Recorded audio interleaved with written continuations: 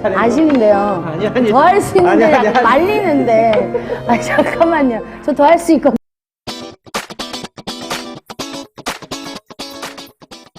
네, 안녕하세요. 저는 개그우먼 데뷔 올해로 만 20년 차. 다른 또 소개가 필요할 거예요. 남편이 김원효 씨고요. 결혼한 지는 또 12년 차. 이것도 대단합니다. 너무 놀랍고, 예, 우리 신 목사님을 만난 지는 44년 차인가요? 아, 너무 소름 돋네요. 예, 저희는 엄마 뱃속에서부터 만났으니까 그거 다 치면 44, 45년 차 되는 것 같습니다. 네, 신진아라고 합니다.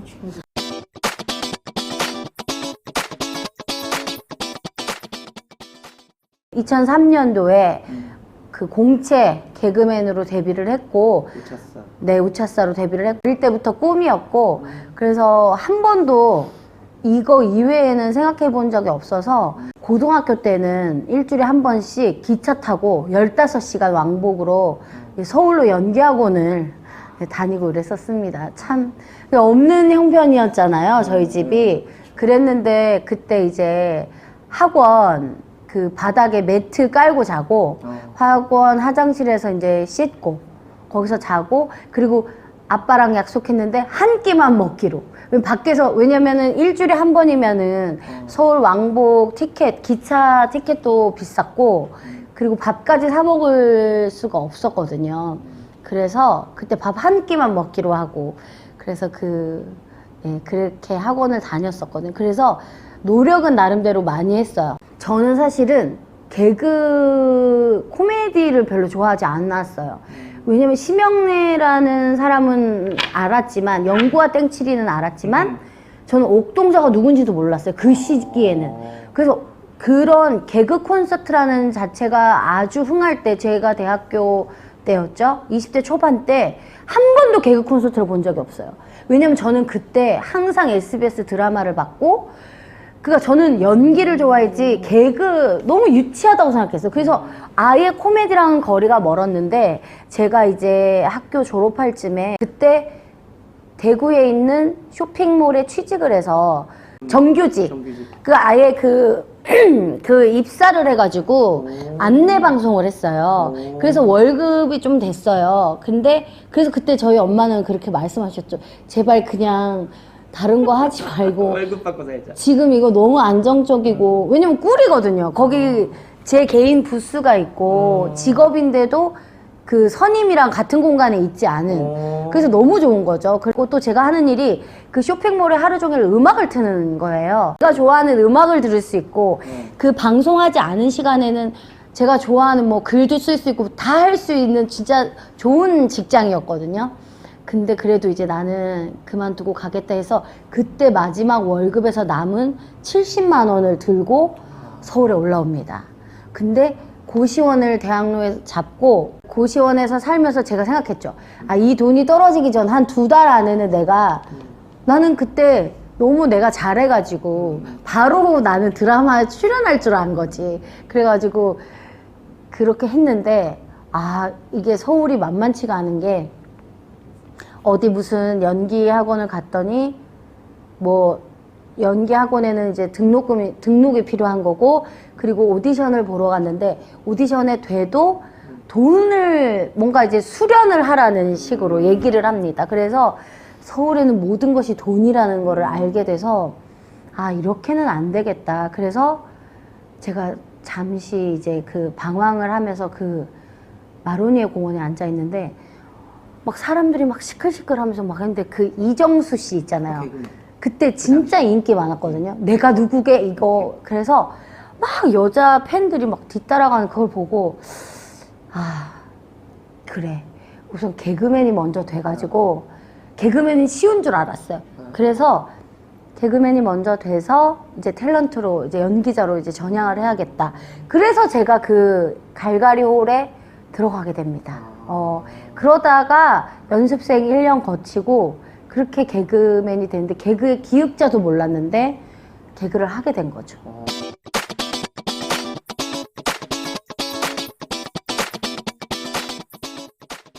저는 알바를 진짜 많이 했어요. 아르바이트를 많이 했고, 근데 그때마다 나도 그러니까 주인도 놀라고 그 사장도 놀라고 나도 놀라는 거예요. 그러니까 뭘 시키면 애가 잘해요. 일을. 근데 유일하게 내가 인생을 살면서 딱 하나의 성취감을 못 얻은 게 있어요. 그게 개그예요. 그러니까 개그는 진짜 어려워요. 그러니까 드라마로 예를 들면 내가 드라마를 써야 되고 내가 거기에 맞는 음향을 다 정해야 되고 조명부터 시작해서 소품까지 개그맨이 다 정하는 거예요. 모든 통틀어서 그렇게 하는 거죠. 그래서 저는 그거가 너무 어려운 거예요. 그 아이디어 회의를 하는 게. 근데 또 나는 장점이 어렸을 때부터 이야기를 잘 만들었어요. 그래서 뭘 쓰는 걸 되게 좋아했어요. 근데 그거랑 개그를 쓰는 건 너무 달라요. 그래서 웃기는 포인트가 어딘지를 모르겠는 거예요. 이게 왜 웃긴지도 모르겠고. 그래서 내가 개그를 싫어했다 그랬잖아요. 그러니까 못 짜는 거예요. 그래서 저는 이 세상의 모든 직업이 위대하지만 진짜 개그맨 정말 위대하다고 생각해요. 정말 그거를 일주일에 한 번 하는 거잖아요. 근데 그걸 안 하면 살아남지 못하는 거예요. 그 5분도 안 되는 시간을 위해서. 그래서 저는 개그가 제일 어려웠어요.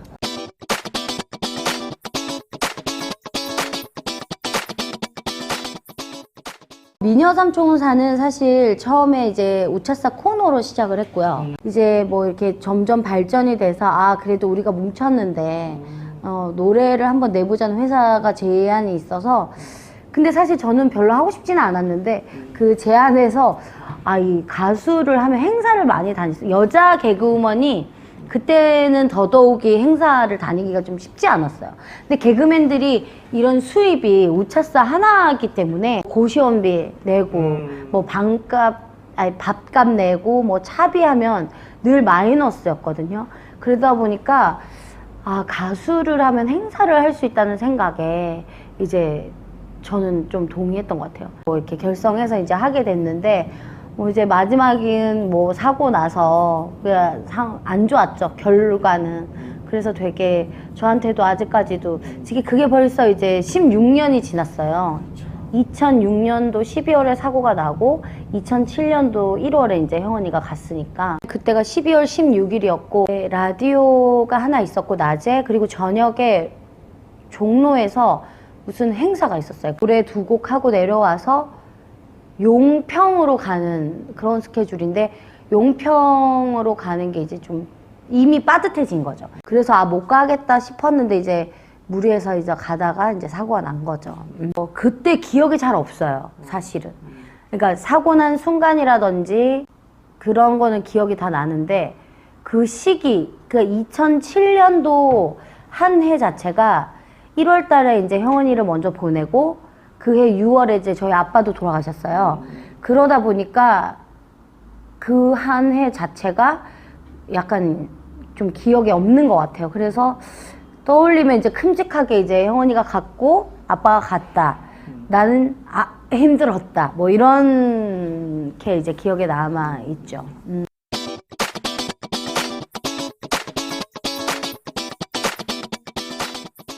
엄마 아빠가 싸움이 잦았어요. 그래서 근데 나는 성격이 그 엄마 아빠의 싸움을 말리는 타입이고 우리 오빠는 신경을 안 쓰는, 그러다 보니까 그 어린 나이에 어떤 스트레스를 좀 많이 받았어요. 그래서 좀 기댈 곳이 되게 필요했었어요. 근데 제가 그 어린 시절에 놀랍게도 많은 종교를 가봤어요. 그래서 그 종교 중에서 내가 선택할 수 있다는 거를 이제 그때 알았던 것 같아요. 그 어린 시절에도. 그 초등학교 저학년 시절에 굉장히 그 종교에 대한 고민이 있었던 기억이 나요. 그래서 불교도 가봤고. 근데 불교는 너무 무서웠어요. 그 그림 같은 그런 이렇게 무섭게 있는 그게 너무 별로였고, 그래서 불교는 아니구나 했고, 그리고 그 다음에 간 게 내가 통일교도 가봤고 여호와 증인도 정말 끝까지 다 가봤고, 그리고 교회도 가봤고, 그 다음에 이제 성당도 가봤는데, 제가 이제 선택한 기준이 그건 것 같아요. 정말 왜 그런지 모르겠는데 뭘 안다고 그 시기에 마음이 너무 편한 거예요. 알죠? 청송 성당. 여고 밑에. 거기를 딱 갔는데 이런 마음의 평화를 왠지 모르겠어요. 그때 그 느낌이 아직도 생생해요. 그래서 딱 저렇게 생긴 저걸 뭐라 의자?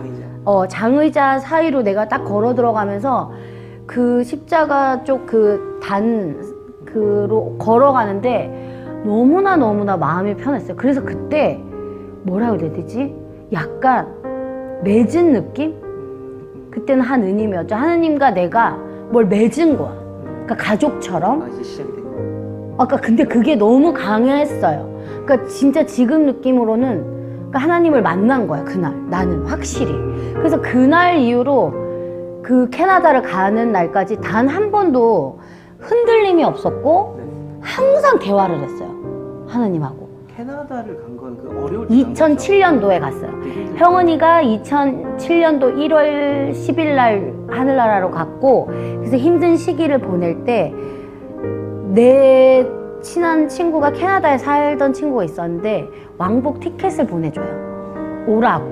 네가 거기에 있으면 너무 힘들 것 같으니까. 근데 또 이제 제가 해외를 한 번도 안 가봤는데 무려 캐나다를 이제 처음으로 가보게 되는. 그래서 이제 캐나다에 도착해서 너무나 이 광활한 자연과 이런 거에 진짜 놀라웠죠. 왜냐면 저는 청송에만 있다가 서울 왔을 때도 진짜 충격이었거든요. 이런 곳이 있어? 막 이런 정도로. 거기 도착해서 일요일이 다가오잖아요. 근데 거기는 이제 땅덩이가 너무 넓어서 옆집 갈 때도 차가 있어야 돼요. 그래서 이제 슈퍼 갈 때도 막 30-40분 걸리고 이러니까 차 타고. 그러니까 무조건 밖으로 나가야지만 어디를 갈 수 있는 그런 상황이었는데, 근데 이제 일요일마다 내 친구 집이 너무 신실한 기독교라서 다 같이 가족이 당연히 교회를 가는데, 근데 그들은 단 한 번도 나한테 내가 교회를 이제 안 좋아하는 걸 알았으니까 단 한 번도 그 제안을 한 적은 없어요. 근데 이제 그때는 어쩔 수 없이 제안을 할 수밖에 없는 게, 교회를 가는 데만 1시간, 그리고 교회가 있는 동안만 한 몇 시간, 그리고 교회 끝나고 밥까지 먹고 오면 하루가 다 지나는 거예요. 근데 내가 그 가족이 다 떠난 집에 하루 종일 혼자 있는 거를 이제 조금 그렇잖아요. 그리고 맛있는 것도 먹어야 되고 난 또 먹는 거 좋아하니까. 그래가지고 이제 고민 끝에 정말 가기 싫었지만 어쩔 수 없이 교회를 갔어요. 그래서 교회를 다 갔는데 앉아서 이제 예배를 보는데 정말 신비로운 경험을 해요. 무슨 경험을 하냐면, 그 내 친구 동생은 거의 지휘를 하면서 자요. 근데 나는 정말 그날 그 목사님 말씀부터 시작해서 그 순간에 있었던 모든 순간에 되게 집중을 하게 되더라고요. 그리고 거의 오열을 한 1시간 이상 한 것 같아요. 정말. 그래서 내가 그러니까 그런 상태 있잖아요. 되게 마음이 많이 힘든데 그거를 굳이 안 꺼내고 싶은데, 그 목사님이 그날 그런 어떤 내가 가지고 있는 아픔을 그 얘기를 많이 하시더라고요. 내가 누군지도 모르고 내가 온 줄도 모르지만 무슨 그날의 주제를 말씀하셨는데 제가 이제 적재적소 이제 되게 위로를 받은 거죠. 그리고 이제 다들 놀리더라고요. 뭐야 안 온다더니 혼자 다 자고 있는데 혼자 막 난리가 난 거지. 그러고 나서 이제 집에를 왔는데 그 목사님의 말씀들이 잊혀지지가 않더라고요. 되게 좋았어요. 그래서 나는 그 다음 주가 됐을 때 이런 생각을 했어요. 뭔가 나 신이 난 거야. 이렇게 준비를 하는 거지, 나갈 준비를. 근데 그냥 이렇게 생각했던 것 같아요. 그러니까 좋았는데 그거를 인정하고 싶지 않으니까 두 번째 주에는 그냥 어차피 밖에 나가는 거니까, 그리고 그 목사님 말씀이 그냥 누구 강의 들으러 가는 거지 뭐, 이렇게 교회가 아니라 그냥 이렇게 와서 이제 좋은 말씀 이렇게 생각하고 또 갔어요. 갔는데 또 똑같이 또 내 얘기를 하면서 또 1시간 넘게 울었어. 진짜 마치 내 얘기 같은? 내 얘기야. 그냥 내 얘기를 하시는 거지. 그래서 이제 그렇게 그 경험을 3주 연속을 했어. 그리고 나서 내가 너무 이게 쉽지 않은 경험인 거를 3주째 눈치를 까고, 내가 이제 4주째 되는 날 어떻게 했냐면, A4 용지에다가 만약에 오늘도 내 얘기를 하시면 나 개종할 거야. 진짜로. 그래서 그 A4 용지에 딱 내가 글씨를 딱 적고 갔어요. 갔는데 거기가 이제 온누리 교회 그거면 온누리 교회는 항상 그 빔 프로젝트를 쏘고 거기에 항상 그날의 주제를 띄워요. 딱 그 주제. 그래서 그 설교의 주제지. 그 주제인데 근데 그날 딱 띄우는데 내가 A4 용지에 쓴 그 글이 딱 뜨는 거야. 또 울컥하네. 그래서 너무 진짜 소름이 너무 끼치고 내가 진짜 너무 신비로웠어. 아무튼 그래서 그날부터 새신자 그 수업이라 그래야 되나? 네, 세가족. 뭐 하여튼 그 교육. 프로그램이 7주 프로그램이었어요. 예. 거기서 책도 주고 그래서 5주째부터 내가 진짜 개종을 해야겠다. 이거는 내가 그날 성당에 갔을 때 그 나랑 하나가 되신 하나님이 계셨다고 했잖아. 그 분한테도 얘기를 했거든. 근데 나는 내가 여기에 와서 그 목사님 말씀 들을 때도 기도를 계속 하잖아. 근데 그 기도의 주체자는 그분이셨거든. 그래서 근데 나는 그 개종을 하는 거는 문제가 되지 않은데 그 주체자가 바뀌는 게 너무 힘든 거야. 그러니까 우리 막 어릴 때 싸우잖아. 하 느님이 맞고 하 나님이 맞니 뭐 난리가 나잖아. 뭐 애국가에는 나 그때 그것도 기억나. 내가 했던 거. 야 애국가에 하느님이야. 막 이렇게 내가 막 싸웠던 게 기억이 나는데 교회 애들이랑 네.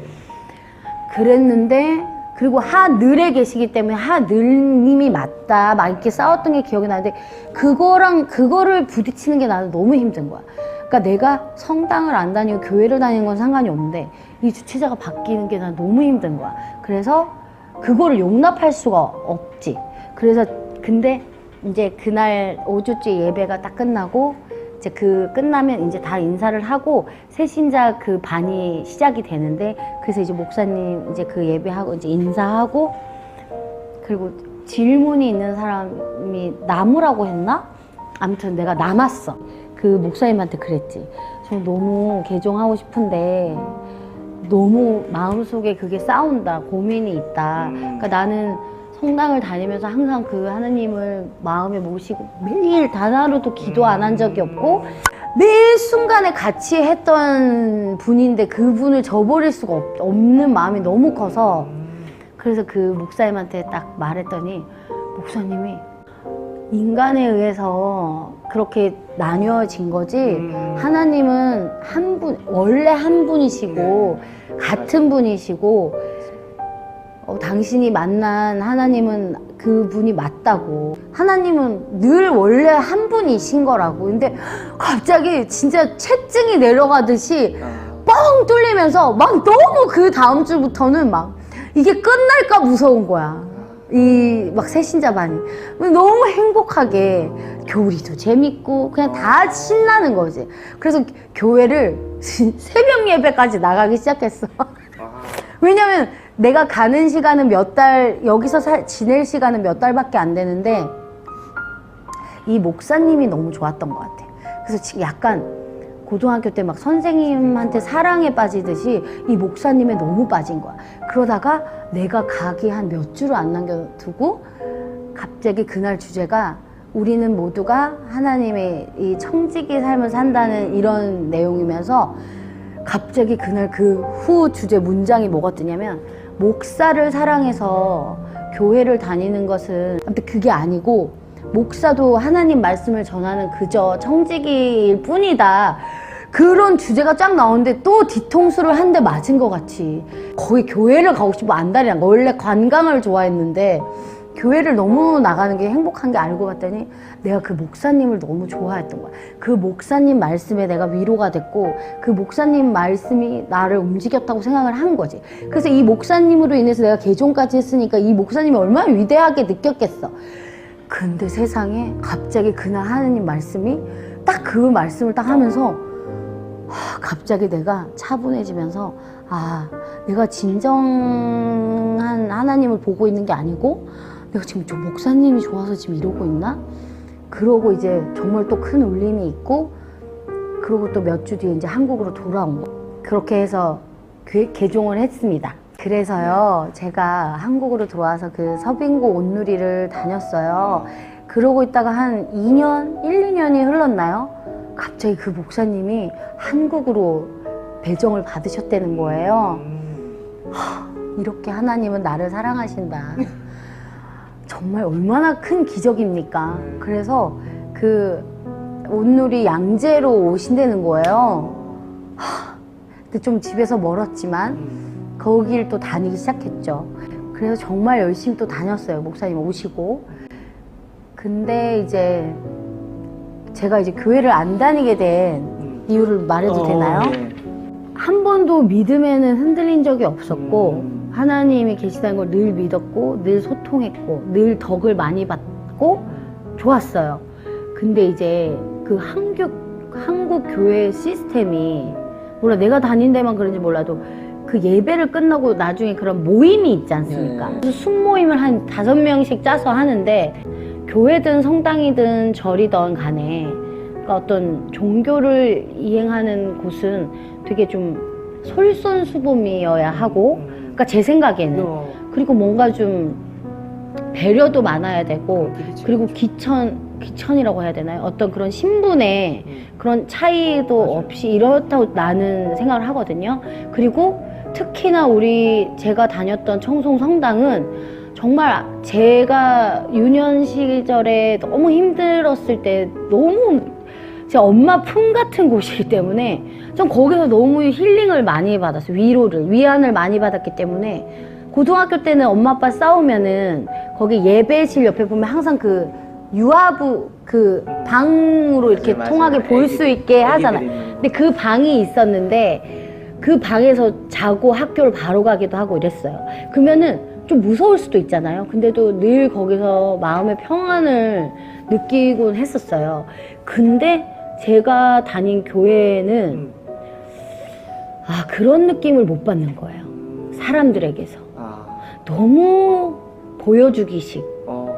그리고 저도 사실은 그때가 이미 개그맨 몇 년 차가 된 상황이기 때문에 저도 이제 근데 그런 막 자기를 막 내세우려고 하는 이런 모습들이 그러니까 예를 들어서 그 모임 중에 한 명이 뭔가 되게 상황이 안 좋은 사람이 있으면 그 사람이 되게 잘못한 것도 없는데 뭔가 좀 되게 작아지는 그런 분위기로 어떤 말인지 알겠죠? 그러니까 그렇게 반복되는 그런 게 싫은 거예요. 그래서 제가 생각했죠. 여기 너무 강남교회고 그러니까 내 혼자 생각에 그래서 그런가 보다 이런 생각을 하면서 아무리 이 목사님이 계시더라도 목사님의 설교는 인터넷으로도 들을 수 있으니 교회를 바꿔야겠다 이런 생각이 들더라고요.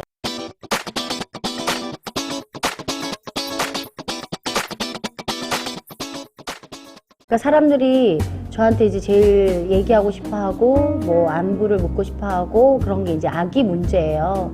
사실은. 왜냐면 이제 결혼한 지 12년 차가 되다 보니까 근데 초반에는 이제 아기 낳아야지 뭐 가져야지 뭐 이렇게 하시던 분이 많이 계셨고 한 이제 6년 넘어가면서부터 이제 제가 뭐 이제 TV를 통해서도 막 시험관도 하고 뭐 이렇게 했을 때는 막 다 응원도 해주시고 막 제가 받은 한의원 명함만 해도 좀 진짜 한 몇백 장이 되는 것 같아요. 그래서 많이 응원해 주시고 근데 이제 10년쯤 되다 보니까 약간 눈치를 봐요. 제 눈치를 봅니다. 사실은 저희 부부와 뭐 부모님들까지 해서 다 이제 안 낳기로 하고 이제 저희 둘이가 지금도 너무 사이좋게 잘 지내고 있기 때문에 안 낳고 살기로 이제 했는데 또 이제 가끔씩 흔들릴 때가 있어요. 제가 워낙 아이를 좋아하다 보니까 또 세상 아이를 잘 봐요. 또 이 남의 애를 참 잘 보는데 그래서 그런 거 이제 가끔씩 느낄 때 좀 애가 있어야 되나 뭐 이런 생각도 들고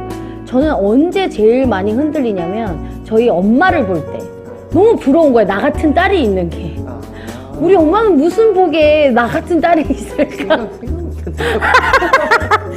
그래서 정말 저도 저 같은 딸이 하나 있으면 너무 좋을 것 같다는 생각이 드는 거죠. 가끔 이제 엄마 옆에 있는 나를 볼 때 그럴 때 나는 딸을 낳고 싶어요. 정말 보고 계시다면은 제가 이거 주변 저희 엄마랑 시어머니께도 말을 안 한 거거든요.